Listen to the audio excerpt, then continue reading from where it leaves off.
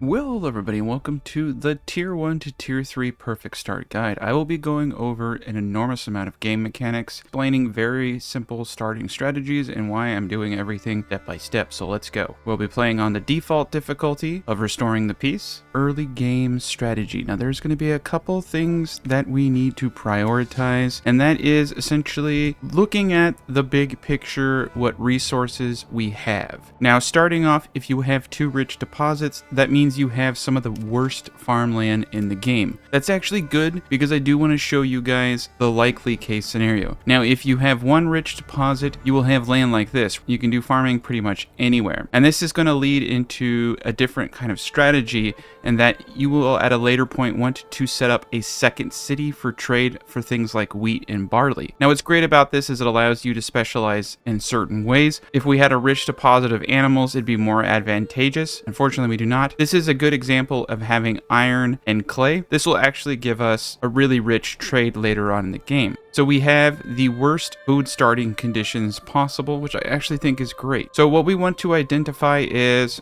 our food strategy for this map. That's going to be the first thing we think of. Now, we're really fortunate in that all of our supplies are actually relatively close to our early game food supplies. You do want to make sure your first buildings are around where you are, and this is because you start with 1 ox. So every piece of wood, every piece of lumber, it has to be moved. If you were to build very far away from your starting location, it will take quite some time, and you will miss out on a lot of the early game advantages of getting your families up and attracting more people, and that will lead to a delay in your productivity. So this is really good, and I will stress this. First, build your small settlement right next to your starting area, and just try to get the first things, which are essentially 2 food types, getting everyone in housing, getting fuel into your markets, getting leather to your markets. Those are your early game approvals. Those are the things we're going to be shooting for to get our approval bonus over 50% so we can attract more families. So the first buildings that we're going to focus on are going to be the logging camp. Now, if you use all of your wood up, you can destroy buildings to get the 2 wood you need to set this up. This is an easy mistake that a lot of people make. Now, it's also important to note that if you cut the trees down next to your berries or your wolf, it will impact their breed rates, and for berries it will actually impact the max yield permanently. So you can completely destroy a berry. However, there is, at this point in time, a small little trick that I will show you. So we're actually going to place our logging camp right here on the road, very close to us. This is a really good spot for it. And we're going to then place the first 2 food buildings. But first, what we're going to do is come over to the berry. I use a building to highlight, so you can see these red things here are bushes. Now, if we place a building over that, it will destroy it. And remember what I said, if you remove a tree through normal mechanics, it will reduce the berry deposit's total yield. However, if you remove the trees using the farm tool, it doesn't register the same way. So you can see my max is still 64 out of 64. Now, what I've essentially done is permanently protected the berries, so they can cut all the trees down around this, and it's not going to impact anything. So now that we have our berries, we are in good shape. I am going to kind of signal this as where I want to put my granary and where I want to put my veggie farms and apple farms over here. So I'm going to use this center section here as the basis of my design. So I'm going to come over here and we're going to place a granary down. We definitely want to do this as soon as possible. The reason for that is we have a ton of food on the ground over here. We have 20 bread. This will count as one of the early game food items. If we can get berries and we can get meat and we can get bread, between all 3 of those, we're going to get ourselves a nice approval bonus, which will help us attract a family. So now that we have that down, we're going to place our hunting camp, which is free. I'm going to place it right here, and we're going to place our forager hut right here.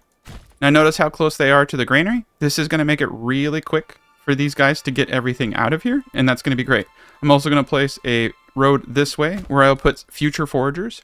So for a non-rich berry deposit, you can harvest a total of 440 berries per year. I have tested this for multiple years. I have a whole guide on food allocations and all that stuff. Trust me, a rich deposit is 880, but you will need about 3 forager huts with 2 workers in them each. What happens is you can see the seasonal growth is in check. It will tick up by 40 over and over in a very short period of time. And if you have enough people there to harvest it, you can get an insane amount of food. This is something a lot of people don't know about, and it's an insanely beneficial thing to do as early as possible because you can trade those berries for money. You can make dyes with it. You can trade those dyes. So these are the buildings that we want them to focus on getting up first. We also want to take into account that we definitely want to have spots open. These will be great trade. Now, every single time that you go into a map, you're going to have your thing, right? With clay, we can make clay tile roofing, which is really exceptional for sell. And with iron, we can make a bunch of tools. We can sell iron. We can make weapons. And all you need is this thing called deep mining, which enables the building to extract resources indefinitely if placed over a rich deposit. We'll also be going to coal, but I'll go into later why I go into coal pretty much every time I play the game. And it has to do with hitting 100% on fuel and the way that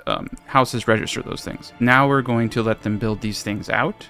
Now I'm going to put 2 people in the logging camp so I can get as many logs as possible while everything else is being constructed. And the next thing that we're going to go into is the housing.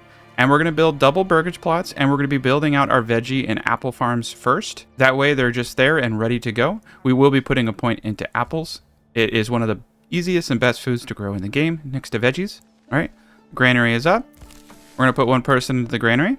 And while the forager hut and those buildings are getting up, we are going to get up the well. Anywhere over here is a fantastic location. And the market we want to put right next to the granary. So let's get the marketplace. Now you really don't need as many markets as you want. I have a market optimization guide you can take a peek at. 19 is overkill. This would actually supply a whole city. We'll go into more of that stuff later. I want to just kind of focus on the basics for this. We have 1 person in the granary who's going to start picking up all of the bread that's on the ground. And we're also going to come over here and get a hitching post, another hitching post. Some of the first money we're going to spend is getting another ox, and we're going to get up 2 veggie farms here once I get enough wood. The forager is now up, so we're going to place 1 worker into there. We now have 1 person building. We got our second hitch post. We're going to get an ox. This is going to allow us to move logs a lot faster. Now, you need ox to move logs to the logging camp that are cut down, to move logs to buildings that are being constructed, and you only start with 1. So you can see that getting the second ox is incredibly important. We're at 45 approval. That's okay. We do have 1 food stall from the granary worker. We have 2 foods already. Once the hunting camp gets up, we will pull 1 person out of the logging camp now, and we will put them into the hunter. This will start to collect hides, which we will need, hides and meat, which we will need the hides for leather, which is another approval item. Now, these are typically easy to get, but what we want to do is get that 6th family as soon as possible so that we can maintain this. So homelessness is really going to be the key issue here. So now that we have the basic buildings up, we are going to place down 4 burgage plots. Now, I am going to use a system that you may be familiar with if you've never heard of me, because it's just become kind of the staple design. I call this the bender, and we use 6 corpse pits. We are going to be building 2 benders. It is kind of sad to see all these trees going away. You do want to be a little careful that you do not destroy so many trees. But you can see here I am doing this. This will allow me to create 4 burgage plots that are at 0.75 Morgans. Now, per 0.25 Morgan, you will be able to yield 45 veggies or 45 apples, which means a whole 6-pack like this will yield 270 veggies and 270 apples, which is very, very decent. This will yield pretty much all the veggies and apples you need. Now, however, with the recent patch, they have limited growth by 30%. This, in essence, means it takes about 3 to 5 years for veggies to yield their max, and it takes 5 years now for apples to yield their max. So in the beginning, you'll be thinking nothing is happening. It is. It's just really different now from when the game started, and it's a little interesting. So you just kind of have to have that understanding that it will take several years. Now, the way that you build these plots is relatively easy. You need to have your corners aligned with the corners of the map. You can see these guys are not really aligned very well. This will cause snapping issues. Had I slanted them just a little bit more, they would be better. But I'm pretty good at this, and so I'm just going to show you how I would deal with this. So you can see by starting in the corner and going over 1, just 1, this is where the house will be built. Now I'm going to trace all the way over here to put my 3rd point. And the 4th point, I'm going to rotate around to change the housing plot. You can see the backyard extension has quite a bit of room, and I'm able to change how much of it is dedicated to the housing area simply by moving this around. Now, I don't really like what I'm getting here. So one thing I will do is try putting the second point out one tile further, and then trying it again. And you can see I got a much sharper point. So you just kind of need to know what these things are doing and play around with them. This is pretty good. Now what this is, let me explain why I do things this way. When you build your veggie plots, they have to walk out, harvest, and then walk back into the house. So the closer you can get your furthest distance of veggies to your house, the more optimal and the less that person is going to have to work on this field, which means that they will be able to quickly harvest veggies and get back to whatever job they were doing. Now, like I said, you can easily do one house with 6, and they will be able to do it. I personally find that the 0.75 Morgan or 3 corpse pit house is just really good. They quickly come in, harvest, and they get out. It's pretty much my staple. I have a whole guide on Burgage plots, so just check my channel out. I have tons of guides on these individual mechanics. I'm gonna just briefly touch on this stuff as I go. So we decided that we're gonna do 2 plot points from the corner. Remember, it has to start or end in a corner to get that nice area. So this one is a bit tricky. We're gonna go short here, and then like this, and you can see it is giving us probably one of the worst points ever.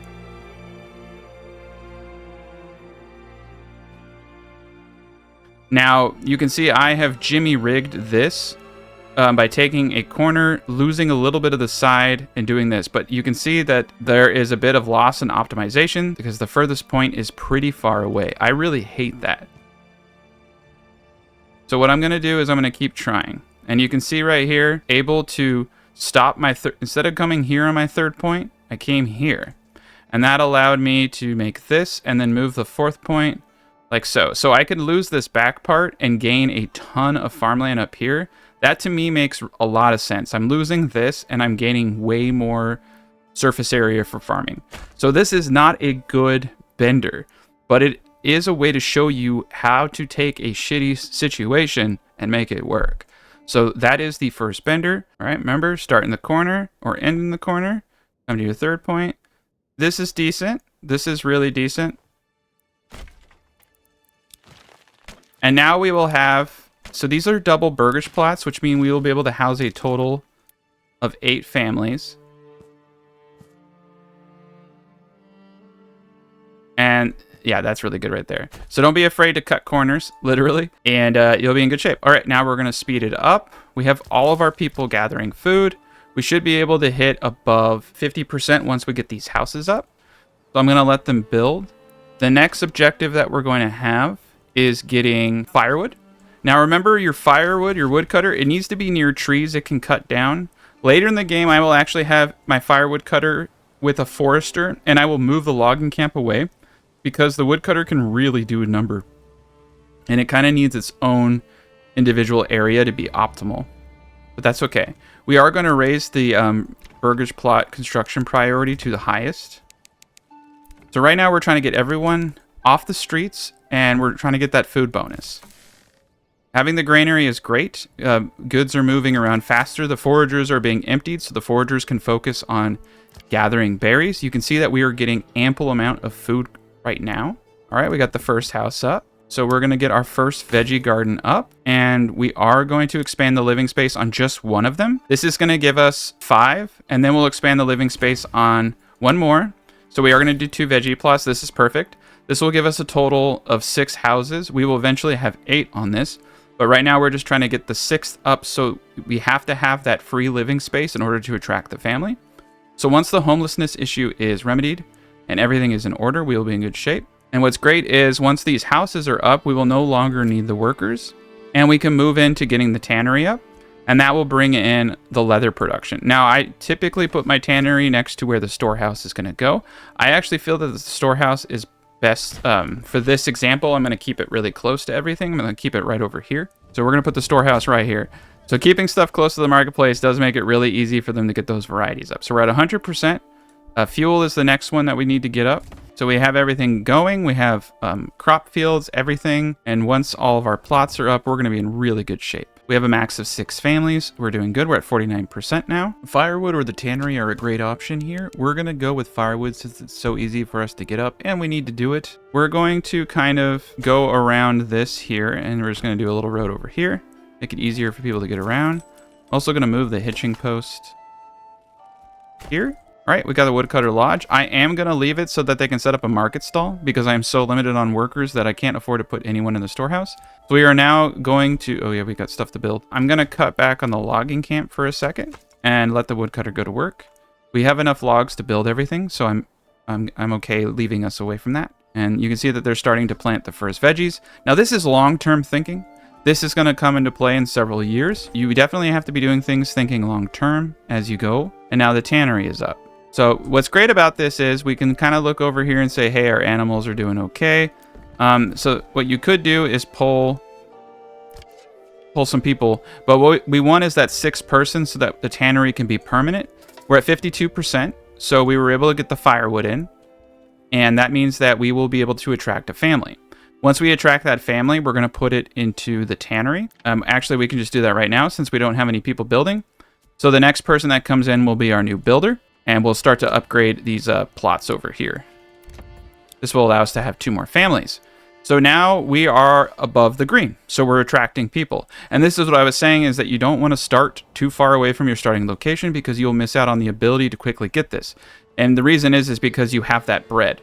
And that bread goes fast. And once you lose that bread, you have to be bringing in enough meat. So you need to take advantage of being able to get above 55% to attract the workers so that you can maintain things like the tannery, which is going to open its own clothing booth. So now we have those hides that are from hunting coming over to the tannery and being converted into leather, which is giving us our first clothing bonus, which is pretty massive, as you can see.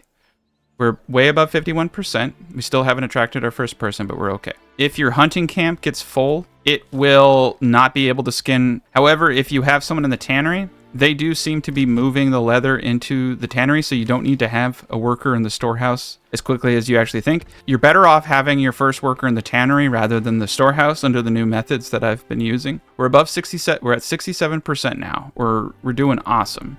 We have a max of 8 households, and we're just waiting for the first proc. And it's supposed to be 1 family a month. All right, you can see now we have 100% in everything. Another thing is that if bandit camps are sighted, you can steal them. If you have a unit, you can actually take them with the first unit in the game that you get. But in order to get the spears, we have to have a level 1 and a storehouse. So we need to build a total of 2 more Burgage plots in order to get that. That will be the next goal. All right, we're in September. We just got our first family. So you saw it went from August to September. We attracted our first family. We now have a builder. We need to get some logs going. So now that the berries are not growing anymore, I am going to micromanage. I'm going to take that gentleman out, and I am going to build my first 2 units. Now, a really easy way to do this is, again, to use the corpse pit. The corpse pit is actually a perfect Burgage plot. So if you take out a corpse pit like so, you can fit typically 3 Burgage plots. We just need a little bit of wood, but you can make it really dense. Now, I want to preface this by saying that for your backyard extensions, all right, chickens and goats don't matter the size. Chickens are 1 egg per month, regardless of tier, regardless of how many families. And goats are 1 to 2 hides per month, regardless of size. Only apples and only veggies depend on size. And like I told you, it's 45 per 0.25 Morgans, or 1 corpse pit, which is 0.25 Morgans, and that's the way I use it. The system of measurement to see how much food I'm producing. All right, we got another family. So now we have 2. I'm going to put that second person into the logging camp, and we're just going to keep going at it. Get as many logs as possible. I will eventually put someone in the storehouse. All right, we're going to build those 3 plots. And we're going to take a peek at the church. The church is going to require a bit of boards. We have 10 stone. Be really careful not to upgrade your granary with that stone. We will mine more stone later, but we're not even at a point where we have enough food to warrant needing to upgrade the granary. So we will get the saw pit up over here when we have enough wood. And they're doing a great job with these veggies, you can see. You can make your initial veggie plots too big. Like I said, 2 families can easily do one of these. And later in the game, it's just even more easy. If you want one family to do all the farming, go for it. But just keep in mind the logistical challenges. They have to keep going back to the house to unload what they harvest. All right, we're over 75% now. So, we were for a second. Yeah, it fluctuates pretty hard. Once we get the church up, we're going to be on easy street. All right, we got our settlement level, which means that we got our spears. So you have to have the storehouse and settlement level 1 to get your spears. And 15 people can, in theory, actually take out a bandit camp. So I'm going to show you how this works. We're going to go take this bandit camp out so we can get some more money, regional wealth. And that way we can start doing some upgrades really soon here. So the easy trick to taking out a bandit camp is to get them to come to you, right? Hug your property line. What I want them to do is run out to me, and we'll know when they're coming. All right, cool. So we have them coming. We're going to run back into our property. We have 16 coming. But the reason that we want to fight on our land is because we're going to hit stand your ground. This is going to double our defense and have our attack frequency, but it's going to make us very, very, very tough. If we're in our own territory, we get a plus 90 bonus. You can see in home region. All right. So we're going to have the best bonus possible. We're really tough. We can easily take these people out. We need to make sure that the Baron doesn't come in and snipe our bandit camp. So now they're going to come right to us. We're going to hopefully have most of our stamina. And let's see what happens. All right. So you can see we have 15 people. We're doing pretty good. They're going down. We lost one person. That's not bad. We lost 2 people, 3 people. All right, 4 people. All right. We did lose a bit of people because I didn't have a perfect 20. I'm okay with that. You can do a lot better for sure. We're going to come over here and steal this bandit camp. Yeah, if I would have had 20 people, that would have been a lot better. All right. And now we've taken this. We're going to send it to the nearest town. Not the treasury, the town. And that's going to give us 145 regional wealth, which we can use to buy more ox and do housing upgrades. Could just go straight veggies on all these guys, which is not a bad idea. Then you have a surplus that you can sell. So we're just going to continue to get everything going. So now we want to get up the saw pit. Okay. And we're going to get up the church. And then we're going to go for the manor next. So we will need more stone. So we'll also want to get up a stonecutter camp. All right. And the stone's all the way over here. I'm going to build the stonecutter's camp right there. And I'm going to connect the main road to my design right here. Make things a little cleaner. Now you can also move the wild animals if you want. I'm happy with where it is, to be honest. All you have to do is place a building on it and it will move it randomly. So if you want to move it closer, not a big deal. I'm going to use corpse pit. Every time I place it, it moves it. So now it's a little bit closer. We're just going to leave it there. That's great. You can also hit tab to see where buildings are if you want to place a bunch of buildings and you don't want to have to delete them one after another. So the wild animals are now much closer to the hunting camp. It's going to make it easier for us. So once the stone pit is up, we'll be good. Our saw pit is now up. Now I'm going to set a construction reserve of pretty high. Right now we really just need boards, so I'll leave it at 0 just to get the boards going. But eventually I'll put it to, so we have a max of 28. Every logging camp I build will increase that maximum. And I actually do recommend that you build multiple logging camps. That way you're passively collecting logs during downtime. But for this, we just need to get as much going as possible. We have 3 families now, so I'm going to put 3 people into wood. I am going to put my first person into the storehouse. We have 9 months worth of fuel, so we're good. We have 1 person in the marketplace. We're going to build an herb garden. It's a great early trade item. Hunting camp's doing well. And we're just going to keep attracting more and more people. But once we get 20 boards, we will stop board production for a second. And we are going to actually place another hitching post since we have money. We'll place 2 more hitching posts. And we'll get the gardens going here. Since, like I said, it does take about 3 years for them to get everything up to speed. We have enough for the church, so I'm going to place the church. You can place your church anywhere you want. I'm going to place it kind of centered to the design right here. And once we get that up, we'll be over 75%. We'll be growing at 2 families per month, which is pretty crazy, which also means that we need to get more housing. We're actually going to get this road down just a little bit to the side. I could fit 2 houses right there. And then they'll have a way to get through this really easily. There we go, 2 more houses. We're going to be filling these with chickens at a later date. Chickens don't make a whole lot of sense in the beginning of the game when you have a ton of food. Keep in mind that every family is consuming 1 food at random per month now, okay? So essentially all you have to do is take how many families you have. Let's just say it's 10, right? times 12 months means I need 120 food. And then you take that 120 divided by how many food types you have, right? So if I'm making 1 egg per month times 5, it's 5 eggs, that's 60 eggs. Well, I need 120 food divided by how many food types I have. So in theory, I could at this point go all out on eggs here and probably find an equilibrium, because that would be 60 eggs. And that would be, and I have more than 60 berries, so I have 2 food types. So every time I add more and more food types, I need less and less of each item. So you'd be surprised at how easy it is to actually get every single food item in the game. All right, the church is up. So the next thing that I want to do is try to get my manor up. So I need 15 stone. I'm going to put someone into the stone cutter. And I hate forgetting about my forager, so I'm just going to slap 1 dude in the forager for now. We have 3 dudes in the logging camp going ham. We will be ready. So in a year, we'll be attacked by the bandits. So here he is. He will be going for a bandit camp here. So trace the direction you think he's going. He's going this way. He's going for this bandit camp right here, which is perfect. So we're just going to watch. And then I will summon my spearmen. And when the bandits engage his army, I will go in and steal the bandit camp. All right. We got a little bit of veggies coming in. That's pretty cool. All right. So there he is. He's getting really close. All right. So the bandits are going. So we're going to run and we're going to take this bandit camp. All right. Now we could take that money into the town or the treasury. I'm at 2 minds. If we take it in the treasury, it means we can recruit 2 more retinue when we get the manor up. If we take it in the town, it means we have that much more money for things that we need. I'm actually going to take it for the retinue because I did kind of screw up on my people. All right, and then once we get 15 stone, we're going to be in good shape. So we actually have a lot of families now. I'm going to put 2 people into the stone making until we get what we want. And I'm actually going to put 2 people into the forager to get more berries. And I'm also going to build our first trade. Now, you can put the trade post anywhere. It used to be you had to put it on the King's Road for people to come. So I'm going to just place it here because it's really close to the storehouse, which will make it a lot easier and where everything is being produced. And we have 235. We're going to get another ox. Like I said, you want to have as many ox as you possibly can get. All right.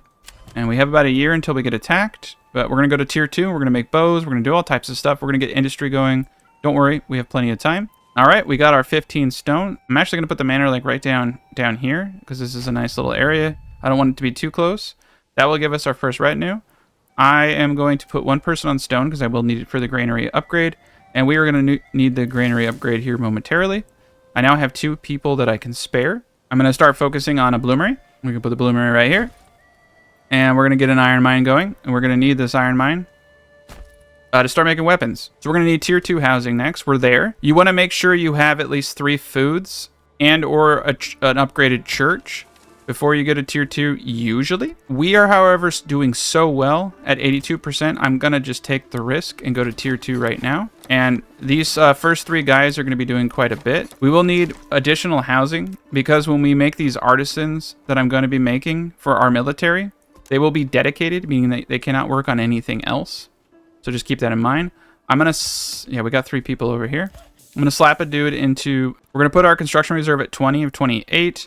That way we will always have 20 to build with. So it will take some time because I do have a lot of building projects going on. I have my manor, I have this, I have that. All things trade posts. So the early game trade items that I focus on are typically berries because you have so many of them. We're going to export everything over 300.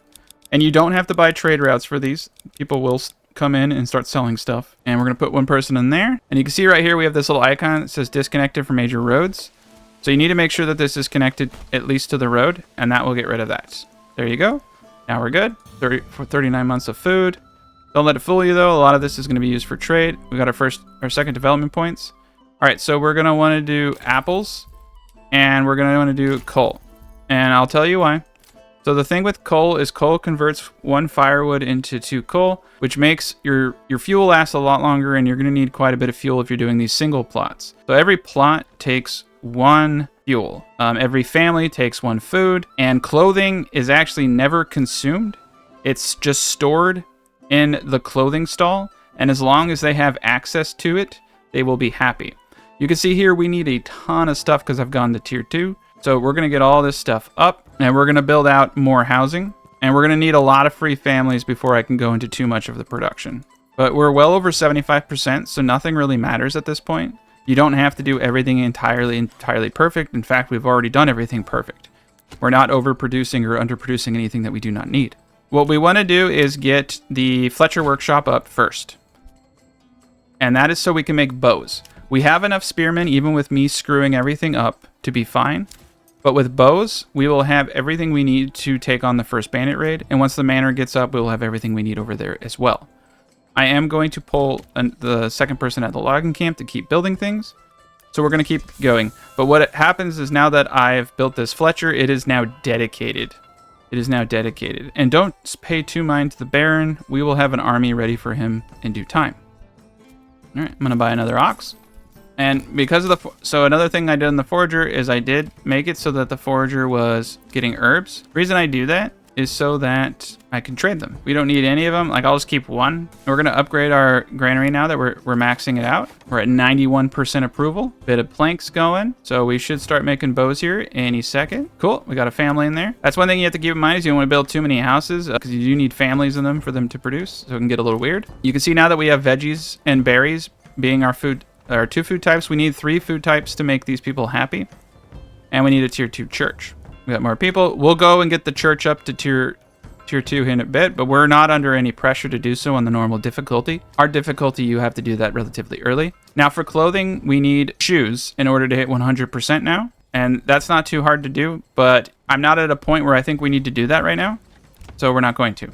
We're just going to focus on getting our weapons up. We have 3 war bows. And what we need to also do is focus on getting our population up. I'm going to upgrade one of the stable posts so I can get more ox or horse if I want. We will eventually get horses. Horses carry 50 of a good. If you buy a horse, they will actually go out and peddle your goods. It's a really good way to make money. Because we have tier 2 houses, we're getting 1 silver per family. So on these double plots over here, once I hit these to tier 2, we'll be getting 2 silver per plot per month. All right, we got 16 warbows, not bad. And remember, you can pause the stuff as you need to. Hopefully soon they give us the ability to do maximums so that we can just cap out how many bows we're making so we don't have to create an indefinite supply. However, bows are an amazing trade item because wood is very, very easy to make. We're still at 91%, even without a tier 2 church, even without all that stuff. Normal difficulty that you just really need to take good care of people. Having good market food variety, as you can see, is giving me plus 15. Having good clothing is giving me quite a bit, even though I'm only producing leather. We're doing amazing. 94%. Everyone's terrifically happy. And we're bringing in just enough amount of money that everything is really good. We're going a bit slow. And as once the manor gets up, we'll have the retinue. All right, cool. And we'll also get policy unlocks, and that's always really cool. Now we have 5 retinue here. We have 128 in the bank, so I'm going to go to retinue customization, and I'm going to add 2 and an arm. So now we have a total of 21 melee and 14 archers. We have more than enough to take the bandits. We're fine. Even with the mistakes that I made, and I know this is called the perfect game start, but realistically, the perfect game start is how to show you how to fuck up and come back from it too. So let's just say I did it on purpose. All right, we have 10 lumber. I am going to build 5 houses, like so. There we are. Now, every time I add a family, I have to increase the amount of food that I am producing, yada, yada, yada. You get the gist of it. We have 29 warbows and still have room for more spearmen.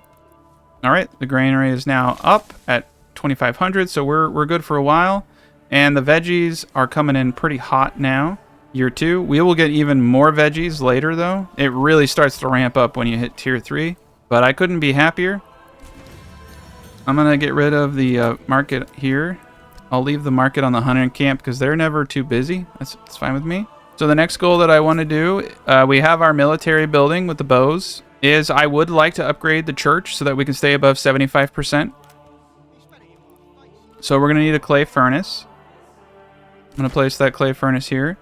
And we will need a mining pit for the clay. Enough goods. All right, we'll need to wait for the mining pit. And we will buy 1 more ox. Like I said, you need quite a bit of ox. All right, let's get that up. All right, mining pit is up. We will start getting clay. And I'll get the clay furnace going. Now we do want to start getting up our first apple orchards. You can do this much earlier than what I am showing you, but I'm just doing things in the order that I feel. And we're going to use something that I call the 6-pack design. You don't have to put all of them down. You just need to be able to trace out 6 pits, which is just 2 by 3 pits. With apples, you can get away with this. With veggies, it's a lot harder. But with apples, you can definitely just do individual plots like this. This will yield, like I said, well over 200 apples, and it will just be one family that I need this for. We're going to go from the corner to one point, trace along the edges here, and there you go. You can see I have a really sharp area right here. This is perfect for apples. We're going to build that bad boy up, and that will be our apples. And then I'll probably do another one over here. Like I said, you don't need to do all of them, just enough to know the distances.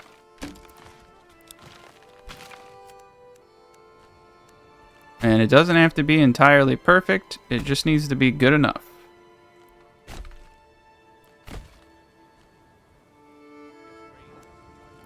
There we go. It's a little loppy. That's all right. And I like to keep these things as close to the granary as possible so that it's easy for them to get all the delicious fruit over here. All right. You can see this one's a little loopy, but I'm okay with this. It's not perfect, but it's good enough. That's a lot of that's a lot of apples. That's over 400 apples. And then here we have around 500 veggies. We have more food than we're ever going to need with just that design right there. All right, we have 2 families. We're going through a lot of boards. We're going to slap another dude into the logging camp. And we are at a point now where we're going through our wood so fast that I would recommend you get a forester up sooner. We are lucky that we have a ton of wood. Sometimes you won't have this. Sometimes you'll be on a really shitty map where you don't have a lot of wood. A map like this, for instance, doesn't have too terribly a lot of wood. We're not doing too bad. We have quite a bit of wood, so we're lucky. But it does take 3 years for trees to grow. All right, we're at 613 monies. We're going to start going chickens over here because we can. Eventually, we'll need to pretty much go chickens on everybody else. I'm leaving these guys for artisans. All right, we just need 10 boards now. I'm going to take a peek. We have a total of 29 warbows. I'm going to pause the Fletcher momentarily so that I can accumulate boards so that I can get this church upgraded.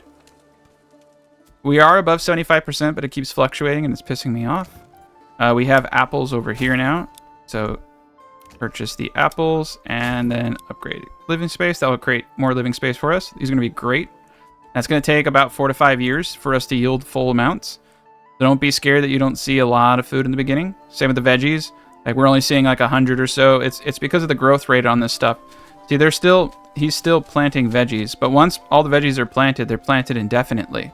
So that's why it takes 3 to 4 years for you to see your maximum yields. And then 2, once you go to tier 3 and you have 4 families, it's even more noticeable how much food is being produced. All right, well above 80%. Need 10 more boards. All right, our construction reserve is 20. That's one of the other problems. I'm going to bring it down to 8, and I'm going to slap another person in here. And then we're going to go to trade. And the first trade route we're going to buy is roof tiles. And we are going to export anything we have over 50. And that's going to bring in a lot of money. This one, unfortunately, you have to have a trade route for. And we are going to buy a horse. And we're going to assign it to this area. All right, the storehouse is full, so we will need to upgrade the storehouse next. That's 10 boards. Do the church first. All right, church is upgrading. See how I haven't even had to do ale yet? On normal difficulty, you can get away with quite a bit. We don't even have to. We only really need to go into ale production at tier 3, or if enough time passes, you will eventually be punished for not having ale. You have about a good 2 to 3 year gap from when you upgrade to tier 1 to tier 2. That was a mistake I was making, was assuming. So in the new patch, there is a bit of a trailing lag. You will eventually really need it. But as I said, we have really shitty land for barley. The shittiest. It's not even worth it. We're just going to import it. We can definitely make bread here. We want to look for green. We don't have much green, as you can see.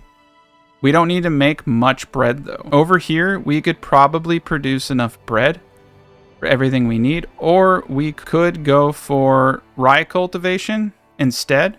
It's just 1 point, and rye can be grown in a lot more places. So there's 2 strategies here. If you go heavy plow bakeries, 1 flour becomes 2 bread, which means you need significantly less farmland. But if you go into rye, you have a lot more that you can grow. So the question is, can we grow enough emmer with the land we have? And I would say no. We don't have enough green. But if we go into rye, we have a massive green area there, massive green area there, massive green area there. There's a big old rye area right here. So we could do rye in this whole area back here and probably produce 250 bread, which would be more than we would need for this entire build. And then we have other areas up here that we could do rye in. That's not bad. Let's upgrade the small stables. So that is an option to go into rye. We do actually have the points. We probably are going to go into beekeeping. We're definitely accelerating at a really fast rate now, so I'm definitely going to get the forger set up. And that's really good. We want to keep pushing this throttle because we need bodies. We need people who are ready to fight.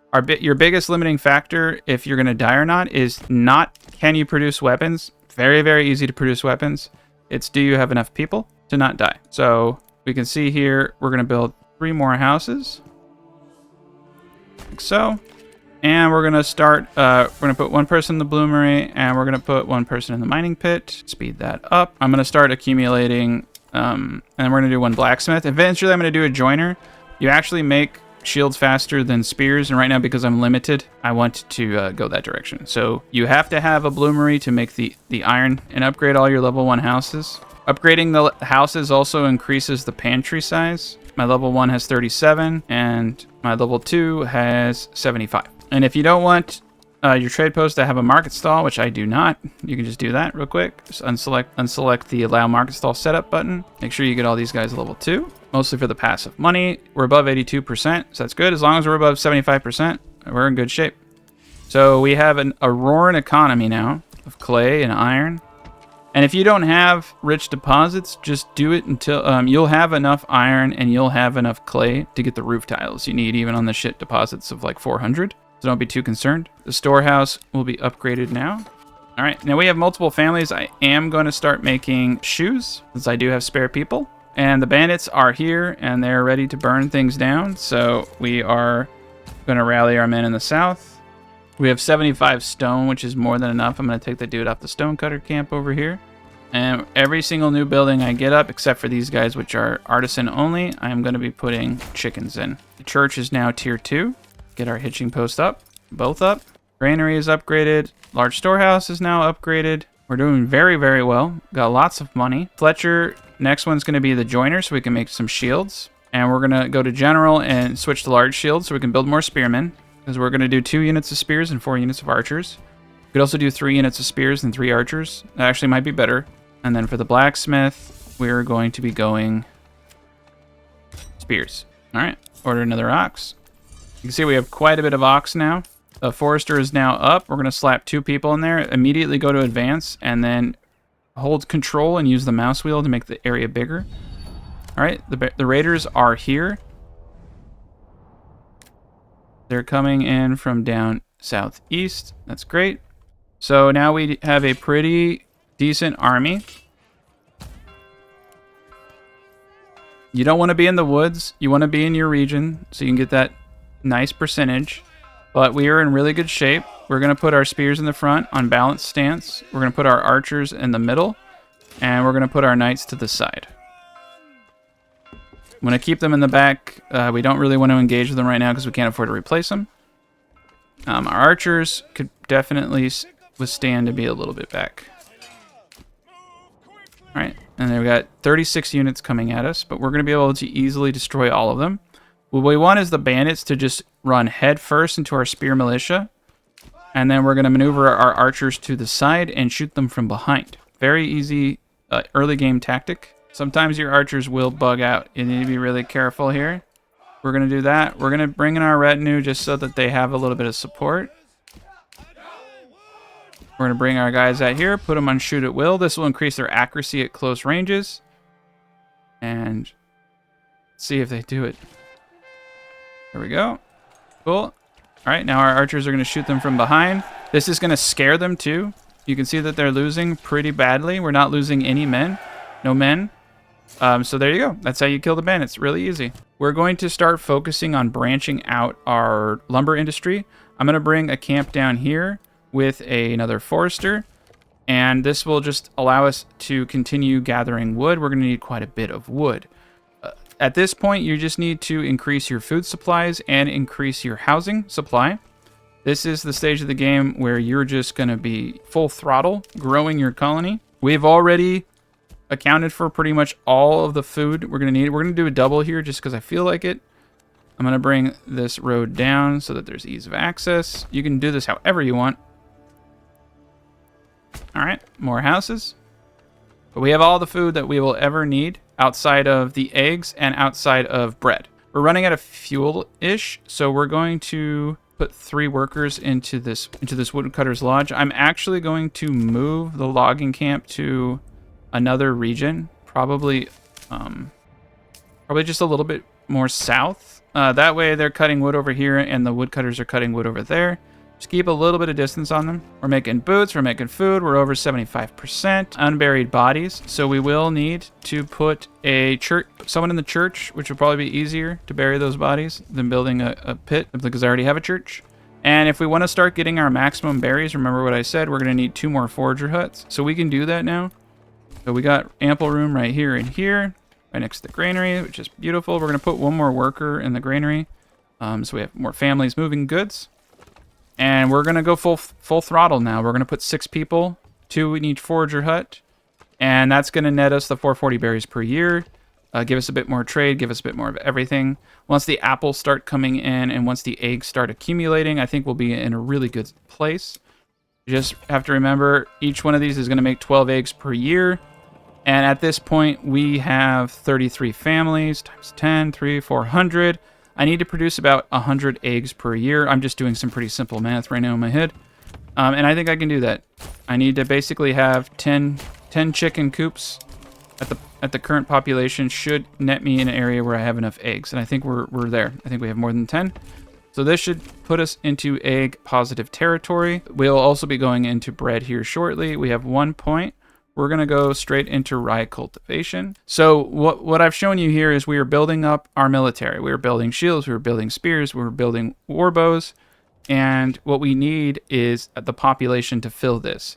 So realistically, as I said, it is not about producing weapons for armies. It's about bringing people in. So keeping your housing expanding, keeping above 75%, so you're bringing in 2 families. It takes about 3 years for this to come to fruition.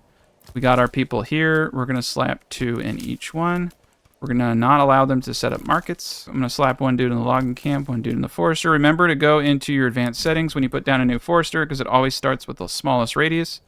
Slap that down. And the next thing we want to do too is open the castle planner and get the garrison tower up as soon as possible to expand our retinue. We don't even have enough money to do that right now, which is why I have not been focused on it. That is definitely something that needs to be done. Way too many firewood stalls, but it's okay for now. We'll want to disable the firewood stalls on this eventually when we have more storehouse workers. We're going to increase the max amount of timber to something like 16 now that we have 2 foresters working. Slap a dude in the logging camp down there. And I'm going to take 2 people out of the forester hut just for now. I'll put them back later, but we do need a couple people. And we're going to just pre-trace out our rye fertility fields. So we have a massive area for rye fertility. So if we were to go into ox carts, yada yada, if you do plows, heavy plows, they're much faster and you need less people to do them. What you want to do is make them long and skinny between 0.5 Morgans and 1. However, we're going to do this the inefficient way simply because I don't want to put the point into plows. So for rye cultivation, we're just going to make our plots. You can see we have an enormous amount of land that is green up here, all throughout here. This is actually really cool. So we're going to put our farms here. We need to produce about, for the population I want, which is 350 people. 1.5 Morgans seems like a really, really good field size. Yeah, 1.3. And these don't have to be perfect. They just need to be near perfect. 1.5. So we got 3 fields right here. I don't know actually how much this is going to produce, but we need to produce around... So every grain will produce 2 bread. If you take this perk over here, bakeries, every grain will produce 4 bread. So we need 250, so we need to be yielding about 150 to give ourselves some wiggle room. per year to hit our max bread. This actually might be all we need. And a farmhouse, each family can facilitate about between 0.75 and 1 Morgan, depending upon how efficient you've designed everything. So we're going to put our farmhouse right here, right next to all of the things we have down here. I think this will be actually pretty efficient. We can put the windmill right behind it here at 86%. That's actually pretty decent. And then the communal oven I want to keep next to the granary as much as possible. I'm going to put that right here. So we actually have a pretty good setup. So windmill, communal oven, and farmhouse. And then our farmhouse right here. And it's going to kind of drift throughout this area. As you can see, the rye fertility is really good through this area here. So I can easily move my wild animals and move my hunter. And so these are your 1.5. I would say we probably only need about 2 families to facilitate all this. And we have that. We have 4 free families. So we're already in the business of bread. That's how easy it was for us to get into bread. And like I said, every time we add a new food item, it reduces the amount of the other food items we need. We still have eggs and apples coming in. So now we'll have bread. And we'll have meat kind of taking the brunt. And eventually, when we have a higher population, I will go into honey and show you how that works. All right, we're in good shape. Now, you can always min-max this stuff. Don't worry. I prefer a more casual approach. I prefer not to micromanage every single unit in the game. So I don't. I just leave them there because I'm usually caught up in something and I forget it. But you don't have to play like that. You can play any way you want. So 1 person in the windmill. All right. And then the oven. We need just a couple more houses. So we're at our max peak houses. So we need to build more. And even I get kind of caught up in what I'm doing and I forget to build houses. And I'm building these houses not in a pretty way. I'm building them in a way that just kind of works with the flow. So just keep building houses as you get more and more wood. We have 114 roof tiles. We're making a fortune off of them. And remember, you can still bandit camps. I'm not going to do it, though, even though I should. We have almost a maxed out army down here. We're at 85%. And that actually means that I can start taxing myself to build up passive money. If you find you're below 75%, reduce your taxes. I like to go with 6% because it's -4. If I go to 7, it's -5. But if I go to 6, it's just only 4, and I'm getting 6%. It's not that bad. All right, we're going to get the charcoal kiln up now. We can start... There's a lot going on, and there's a lot we can do. We got a lot we could trade over here. I'm just going to kind of make a nice little road system and build around it so that people can move around easier. So we have 32 spears, 15 large shields, 62 war bows. Pretty good army. Just need more people. 2 free families. You can see they're out there doing their thing. Eventually, we'll be in good shape. I'm actually going to kind of hyper-fill the farmhouse just to get the original plowing done over here. But eventually, it will just be the 1 field that needs to be plowed every year. Let's keep upgrading these houses to level 2 as we can for that passive money. And, of course, adding chickens. Eventually, we might get to a place where we can sell eggs, and that's a beautiful place to be. Don't pay much mind to how much the max yield is the first year you do farming. It's always really, really low. All right, so what we're doing up here is I did 2 fields with rye just to get a head start. I have the windmill down here I pulled the dude off of. We have a communal oven right here. I put 2 people on the saw pit because we're going through a lot of boards building shields and bows right now. We have a very, very good army, and we just need to continue to build out the housing, so we will do so. I'm going to add them right here. There we go. And continue to upgrade these tier 1 houses here. And then once this year is done, I will just remove the crop type from here. But it's a really good way to get a head start in the beginning of the game to do 2 fields. But eventually I'll have it in perfect crop rotation. About 3 families is going to be able to farm all the bread we need. It's probably one of the best returns. Honestly, it's one of the best returns in the game next to berries. Because you just need 1 person on the windmill. I'm going to put him in there, and then you need 1 person on the oven, and that's it. So it's like a total of 5 people who can bring in all the bread you need. Berries is the top, because that's going to bring in about 250 bread, 260 bread per year, but berries at 6 people brings in 440 berries. So, but bread is probably the one of the second best. And then over here, this is passive, and that's bringing in 400. Can get our retinue up now. All right. How many boards do we have? Not enough. Boards are becoming an issue.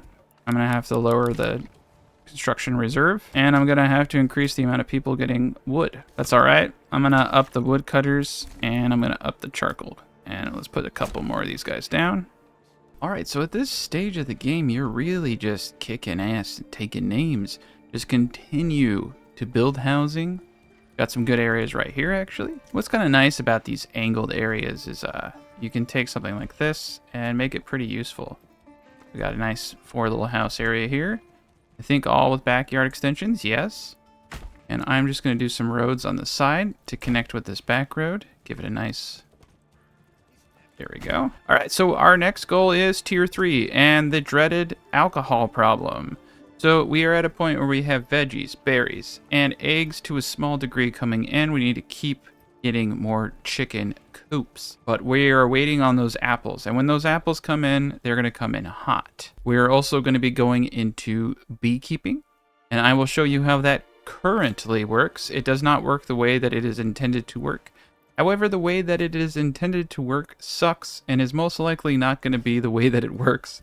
So let's just go with how things are doing right now. And also let us build additional pylons or hitching posts. All right, we got another family coming in. It's going to help us build these houses. Keep getting them chicken coops. We're just going to keep going for that 4th food type, and we're going to start looking at alcohol. Now, let us talk about the alcoholism that is rampant throughout all Manor Lords communities. These people are drunks and they're thieves. That doesn't matter. Here's the problem. You will get about potentially 40 barley on 1 Morgan on shit land like this. So if I were to do 2 Morgans like such, I'd get maybe 80 barley, and that would take 2 families. So you can do this. You can try to get barley off of your shit land, or you can do something a little bit smarter, which is to take a land like such that has lush barley fields where you can get hundreds of barley and trade them for something that you commonly produce. Now, this would be the smart way to do it. I have a lot of guides that show you how to do this, but I am going to point out something pretty obvious. You have a ton of money. I have found it's actually easier. And for this guide, I'm suggesting you do this way. I'm not saying this is the best way to do it. I'm saying that this is hands down the easiest way for someone who's new to the game doing all this stuff is to just buy it. Go a little bit more into trade and how trade works. So I'm going to increase the amount of people I have working here eventually. Keep in mind you only have 2 horses. Now these horses are critical to how much money you make. I will effectively be showing you how to properly do trade and how to do ale all in one. So I think this is a great place for people to start. Now if you start in a property that has all the green lush fields, but by all means go ham. Go ham on those fields and get your barley. Here's the problem. You need to consume 1 ale per 3 families per month. If you have 100 families, that's 1,200 barley you need a year. So what I found is growing and trying to maintain that, it can be difficult, but doing something that is called the trickle effect, that is where the ale is coming in consistently throughout the year, but in small quantities, it seems to mess the system up to think that there is a constant stream of alcohol. You actually consume less alcohol with this methodology. Probably are a lot of opinions on what I'm about to show you about how wrong they think I am, but the fact of the matter is this system does work. So a couple things that we want to do, as I highlighted that the horsies are limited to 2, is we really want to have multiple trading hubs with more horses to make sure that our goods are getting out there. So these units will take the horses and they will traverse and they will go and sell your goods. So you do want a bunch of trade posts, and you do want to probably only have maybe 1 or 2 families. I'm going to disable the market stall setup on this, and we're going to order another horsey. All right, and as the families trickle in, we'll have greater and greater depth that we can do these things. But the amount of workers you would have to get an adequate supply of barley is impossible on this shitty land. Now, you could say, well, why don't I just do a little bit of farming to offset costs, yada yada. Not an entirely bad idea. You would have, at the time of harvest, to when they deplete those reserves, maybe 2 to 3 months in which you are not spending cash. So if you have free people do that, I'm not going to do that. I have had 0 problem maintaining any kind of alcohol consumption using the trade post system. The key concept is, do I have a lot of stuff to trade? I do. I have clay, I have iron, weapons. We have so much that we can sell, and the passive wealth that we generate. And 2, you will get to a point where you have nothing better to do with this money. And remember to keep upgrading all of your houses to level 2. The only farming I found is worth doing, of course, is the bread. So we're going to put 1 family into each of these trade posts. Eventually, I will do more families. And you can see our fuel is definitely not where I would like it to be. So we're going to increase the charcoal. We're cutting through trees pretty quick. I'm going to reduce that to 1. I'm going to put that up to 2. I'm going to put 2 people in the forester over here. Reduce that to 1. We're good on logs now. We don't need to cut down the whole forest anymore. But do keep in mind, if you have issues with firewood, you may need to put down another woodcutter lodge, but I think you'll be a-okay. That's the great thing about the charcoal maker giving you 2 coal per firewood. So if you do not have an abundance of clay tile, you will need clay tiles to upgrade to tier 3. So you can see that the requirements are 4 wood, 8 boards, and 4 clay tiles. Now, a typical mine is actually going to give you enough to upgrade a good portion of homes. The best way and the cheapest way to do this, in my opinion, is to just import clay and produce the tiles yourself, simply because you don't have to buy an established trade route to get those things coming into your city. And what's cool is eventually we are going to get to a point where we can start exporting veggies, which we're actually already there. I'm going to say anything over 600. And we're actually going to buy a route for this, because it is going to get to a point where we actually have more food than we know what to do with. I know it doesn't look like it right now. And we're also going to export iron slabs. So we're at a phase now, and we're going to do anything over 100 because we have so much. Eventually we can even sell charcoal. Yarn's probably one of the best trade items in the game. So, I mean, if you want to get technical, because I know you do. I know you want to get technical. We're going to get in some yarn. So let's get the livestock trader up. Let's get a weaver's workshop up right down here. I'm going to do a little back road behind the areas here. I'm going to get ourselves a sheep farm. And right behind it, I'm going to give us an area that should be able to hold around 20 to 30. 26 is a-okay. 20 to 30 is going to produce more than you could potentially even sell. And we're just going to go to all of our trade posts and make sure that we assign horses and buy them as necessary. With the livestock trader, we're going to put 1 family. We're going to set an import for how many ox we want. I want around 20 ox. I have a problem. You don't have to do that. And we're going to want around, I'm going to actually say 10 because we may build additional trade posts. And we're going to want 26 sheep. So we have everything coming in. The sheep farm, I'm going to place 1 gentleman there. So that will be our whole industry, and the weaver workshop, I'm just going to preemptively put someone there. And I actually am going to leave the market stall on there. And this is a problem that we're having currently with the market system, where they are not populating clothing stalls as much as you would want them to. So one way to do that is to enable market stalls on like a clothing producing building. It's a really easy way to get that to get around the issue there. You can see we have a ton of stuff coming in. We're getting a little bit below 75, but that's because of the taxes. Like I said, you can remove taxes if you so desire. However, we do not desire at this point. We need to keep log production going so I can get the manor up. I'm not entirely too concerned about much. We're going to get that 2nd spear, and we're going to get our 2nd archer militia. You can see we have a pretty good army here.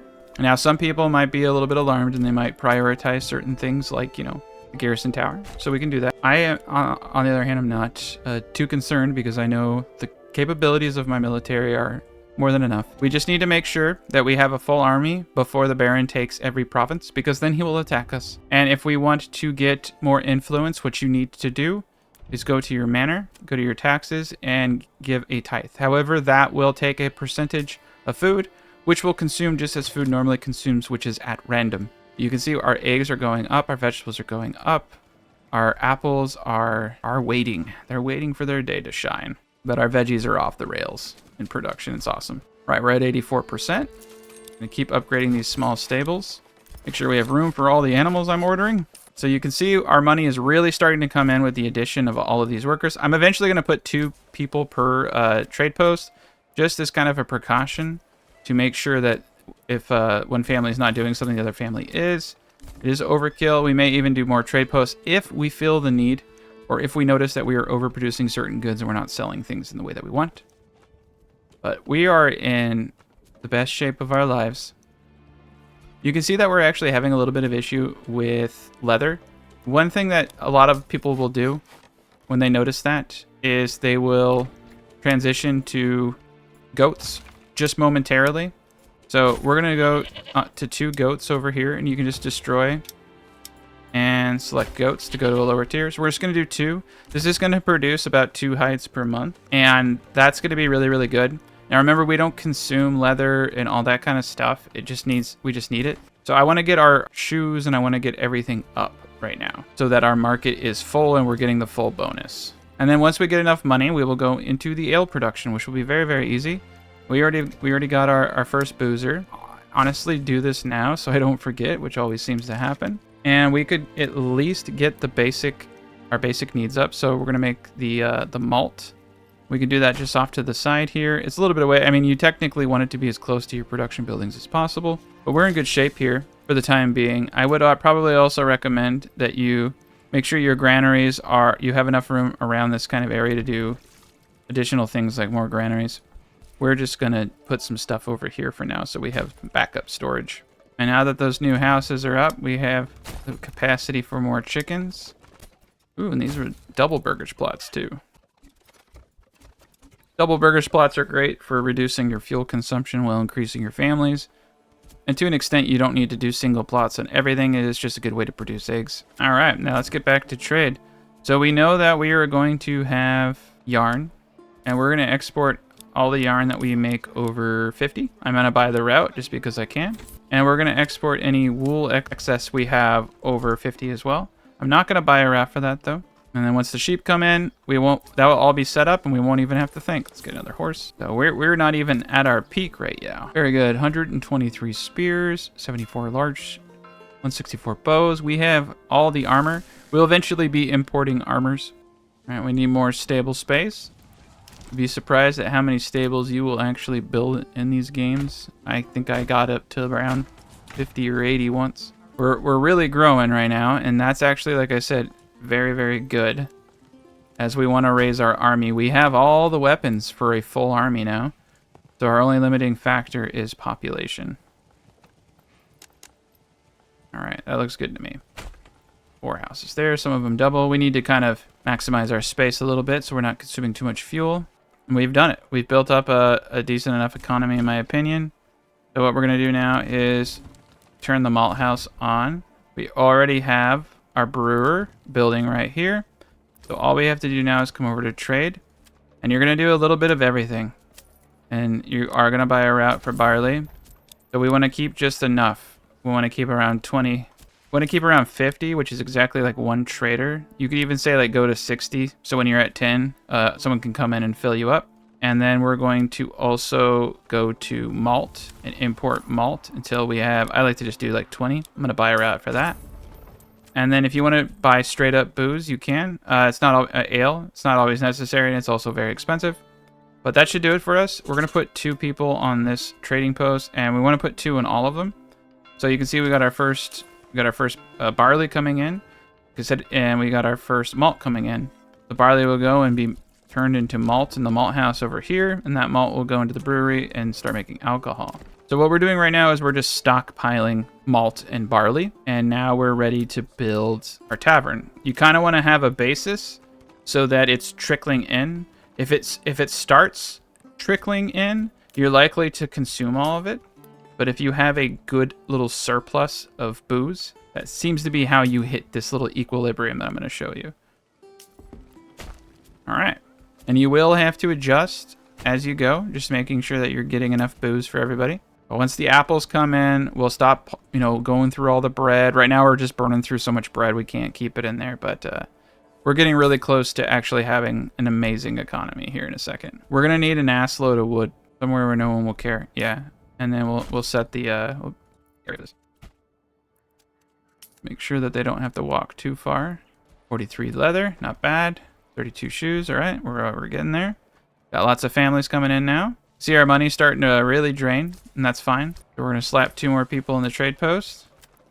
Looks like we hit our limit. Like I said, we might have to increase the amount of trade posts we have. I think we'll be fine. The passive money in itself is going to be a huge helper. Remember, every family generates 1 silver. Don't be afraid to get more families coming in.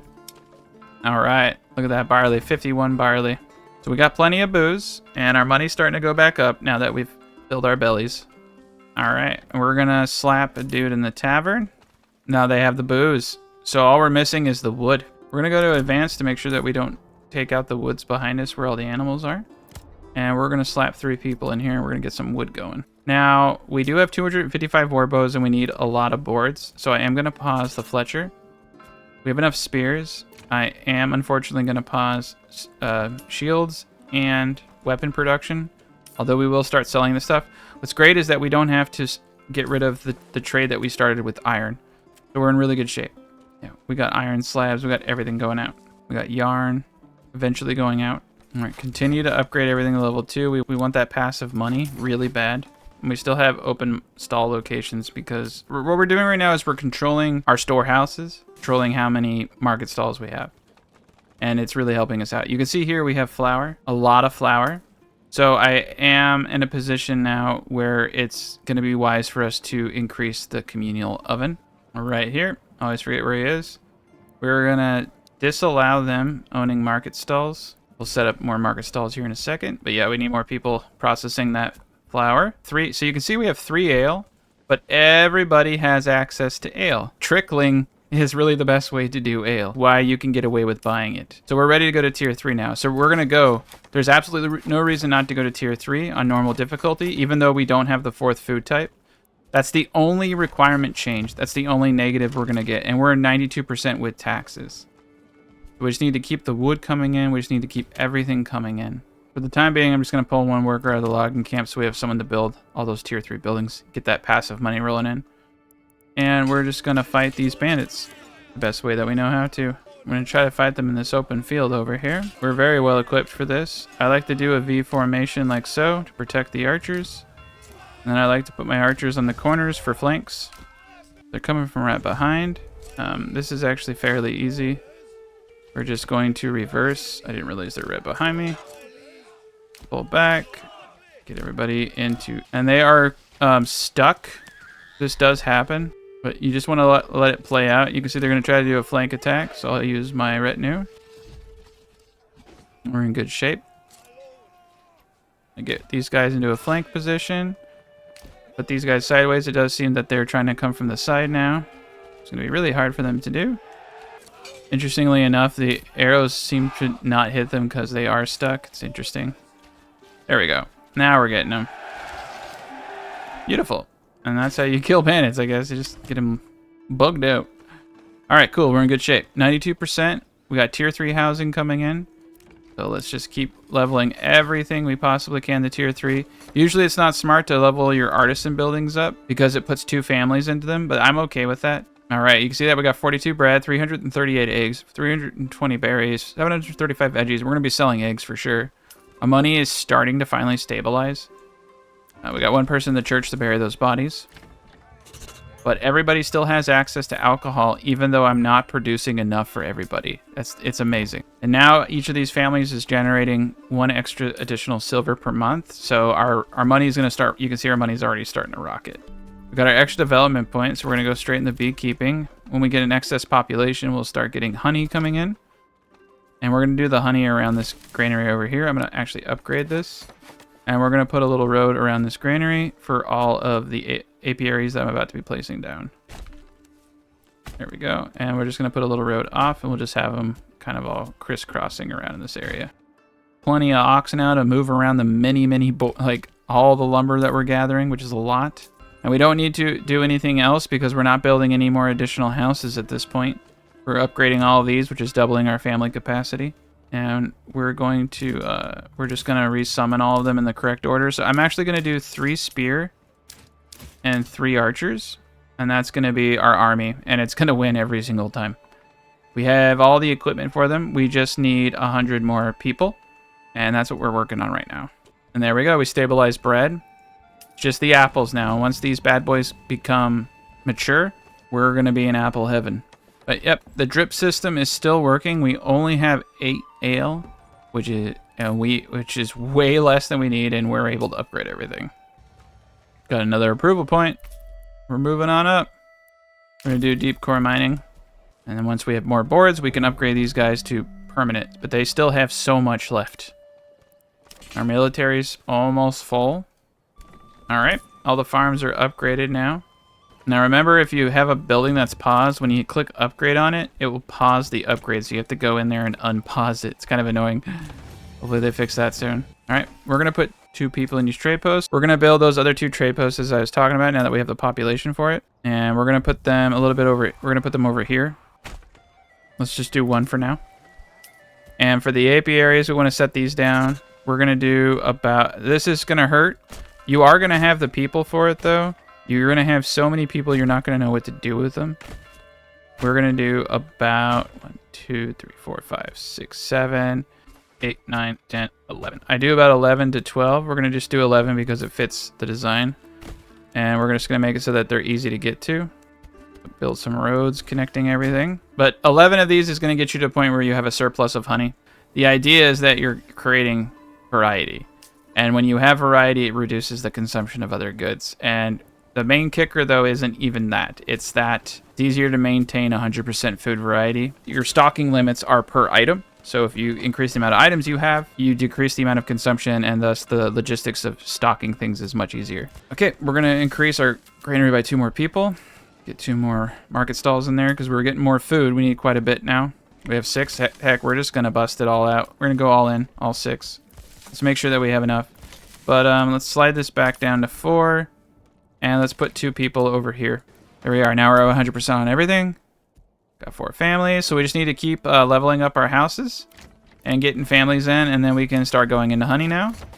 All right, now we're at a state where we're doing ridiculously well. Our money has stabilized. So you see we found a point of stabilization. And we still have a lot more money to come. Once we start tapping out our foods, we're going to get more and more trade up. I'm going to put 2 people in this trade post. Buy a horse. Assign 2. All right, we're in business. Let's look at some other items that we can start selling now. So we can see that eggs are definitely going to be something we can start exporting. So anything over 500 is going to be our new threshold. We'll keep veggies at 6. That's fine by me. Herbs are doing well. Iron is doing pretty decent. We could start manufacturing tools for trade. It's not a bad idea. Also make sure that they are connected to the road. There we are. We're getting more and more houses. Getting a little low on cash, but I think we're going to be okay. We have a surplus. It hurts a little bit at first, but you do get used to it, and your economy will adapt. But yeah, you're at that point where you're just like bulking up. You're going all crazy. And eventually we're going to be bringing in an insane amount of money. You can come back and dial down your taxes just to make sure that you aren't taking too much money. There we go. Now we got the royal tax, 228, but we have enough for a while. We could get drought protection as our 4th. I think we're going to do that. I don't have anything else I want to do. So for my playthrough, I'm going to do drought protection so that we can keep that consistency. There we go. Now we're back on positive territory. We're getting a little low there for a second. It was a little bad. We're all right now. So we're going to start populating these apiaries.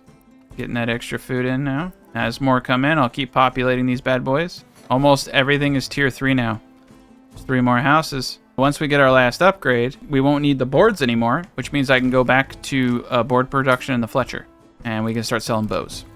All right, 100%. 100% approval. But yeah, you got to make sure that you build up a bit of a nest egg before you start going ham the way that I'm doing. But it will work. Now the main issue is getting that 100% variety so you can get these last buildings over here. But that's not a problem now because we have so much food coming in. All right, just 2 more of our apiaries to go. There is an advantage from starting from your furthest point when you're upgrading your houses, and I should have done that and I didn't. But you won't make that mistake. There we go. Got the last one. Cool. We got perfect harmony. So now we can go back into bow production, and we're just going to go into bow production. 137 malt. We could probably also do another brewer if we want to, but we're at kind of harmony with the trickle system right now and just having the one. Like we're bringing in just enough. I'm going to go down to 1 person. And we're bringing in quite a bit of money. 244. So now you can see it's starting to really ramp up again. Go to war bows and let's go to export. And we're going to export anything over 100 war bows. We need 400 for the trade route. We definitely want that trade route. All right. And we got full apiary now. trickling in the honey. Once the apples come in, though, that is definitely GG right there. So I'm going to buy that new route, and we're going to start exporting bows, and that's going to bring in quite a bit of money. We could easily make tools. Tools would be a great one. We're going to buy a route, in fact. We're going to start making trade tools, especially with our setup here. Smithy. Just kind of play to whatever advantage you have. I'm going to put the smithy over here. We have 111 malt. We have everything we need. You could even skip the whole barley thing and just import the malt. I find it's nice to kind of overdo it, though. There you are. We have the smithy now. What's great is once you have a surplus of malt, you don't have to worry about the trader bringing malt in, because we capped it to only bring in malt if we're under certain thresholds. So essentially at some point we can even stop. There we are, 535 apples. The honey is going to start building up now. Bread's going to start building up. Everything's going to start building up. All right, we got our first harvest. We're producing about 500 apples a year, which is right on cue because these should be 270 a pop. So yeah, it should be about 540 apples a year. And it looks like it is exactly 540 because we've been consuming a bit of them. So there you are. We did it. We hit 100% everything. Everything is 100%. I've shown you exactly how to do this. You're just going to keep building up your population. All right. And if you do want to place more houses, I do recommend, if you're at this stage, that you build them closer. That way it's easier to upgrade them. The further out they are, the more likely it is they're not within the radius. We might need like a couple houses over here, so build some doubles. I'll just build a couple double plots over here, and we'll be good. Well, realistically, this should give you everything you need to know. The honey's going to start building up and accumulating. You can see my malt is through the roof, but I only have the one brewery, and I'm just trickling in my booze, having one person bring one or two at a time, and it's giving access to every single building over here that you can see. So that is going to conclude this tutorial. I hope you enjoyed it. I know that there are things you can do a little bit better, a little bit differently. However, this, I think, is a great introduction to people who are just playing the game on how everything works and how to hit the in-game content. Have a great day.